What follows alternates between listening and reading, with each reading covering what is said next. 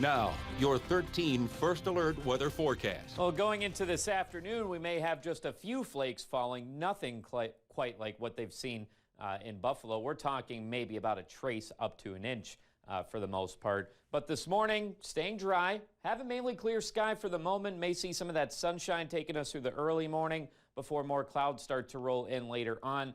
That comes as this Clipper system works its way in, mostly impacting areas well off towards our south.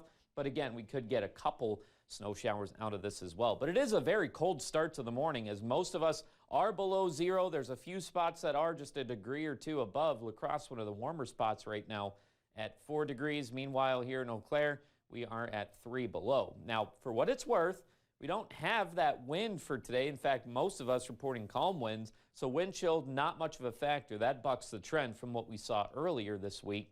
But looking at the satellite and radar, we did have a few intervals of clouds. Now that those are pushing a little further towards the east, being that the sun hasn't come up yet, it does make sense that we would dip about another degree or two over the last couple of hours. But looking well off towards the west, this is where we're tracking that Clipper system towards southeastern Montana right now. It's where that center of low pressure is, bringing some snow showers towards South Dakota, and that will continue to track further towards the south, of course, impacting southern Minnesota and northern Iowa.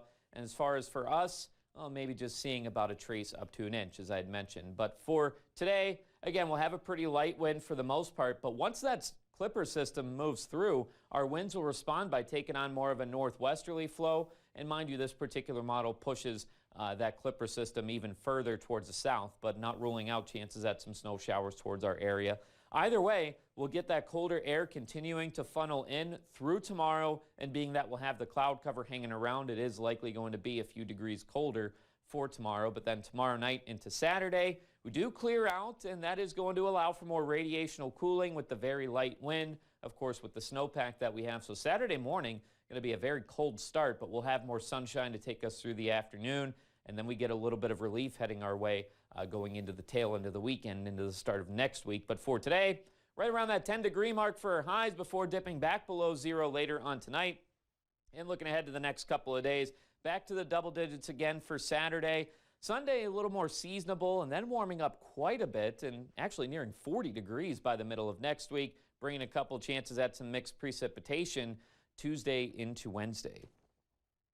Now for a Sunshine Award, Marjorie Miles would like to nominate Tracy Acapinti and says, I'm a 77-year-old low-income woman with heart issues. Last week, I inquired with my pharmacy about the cheapest way to get blood pressure monitor.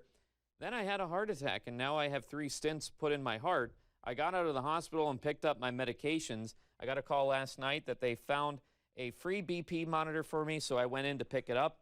The woman that had called me was not there, but the staff said that Tracy had paid for it herself. Now, if you'd like to nominate someone, send us an email or head over to our website at weau.com.